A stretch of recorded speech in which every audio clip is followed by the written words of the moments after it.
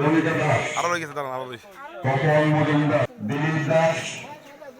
কাকু পার্টি একটি যে সরকার এখানে প্রতিষ্ঠিত হয়েছেন, আমি বলবো ত্রিপুরা রাজ্য নয়, শুধু সারা ভারতবর্ষের মধ্যে আমাদের যে মসজিদ সৃষ্টি করেছেন সারা বিশ্বের দরবারে, তিনি হচ্ছেন আমাদের এই ভারতীয় জনতা পার্টির তথা ভারতীয় প্রধানমন্ত্রী নরেন্দ্র মোদী দাস মহোদয় এবং ত্রিপুরা রাজ্যের মাননীয় মুখ্যমন্ত্রী বিপ্লব কুমার দেব মহোদয়।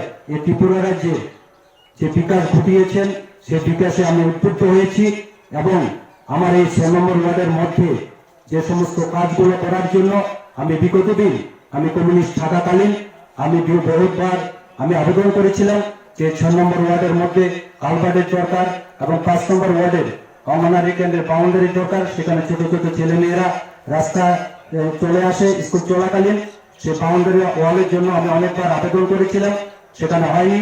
এবং শান্তির বাজার এই যে 5 নম্বর ওয়ার্ডের মধ্যে যে পঞ্চায়েত নির্বাচনী বিদ্যালয়টা আছে সেখানে বাউন্ডারি ওয়ালের জন্য আমি অনেকবার কর্পোরেশন ব্লক পিডব্লিউডির মাধ্যমে আমি চেয়েছিলাম সেখানে কাজটা করার জন্য।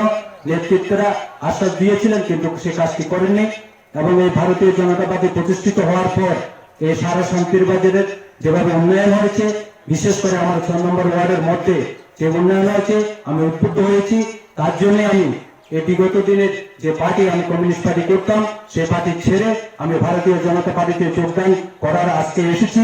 আপনারা নেতৃত্বরা আছেন, সেখানে আমাকে সুযোগ দিয়েছেন, তাই আমি আমার আপ্রাণ চেষ্টা করব এবং বিশ্বাসের মাধ্যমে, কোনো বিশ্বাসঘাতকতা নয়, আমি একনিষ্ঠভাবে কমিউনিস্ট যেভাবে করেছি আমি আজ থেকে ভারতীয় জনতা পার্টিতে কাজ করব। সেই প্রতিজ্ঞা নিয়ে আমি বাড়ি যাবো এবং আপনাদের বিশ্বাস অর্জন করতে চাই। আমাকে কাজ করার সুযোগ দিলে আমি অবশ্যই কাজ করব এই জন্য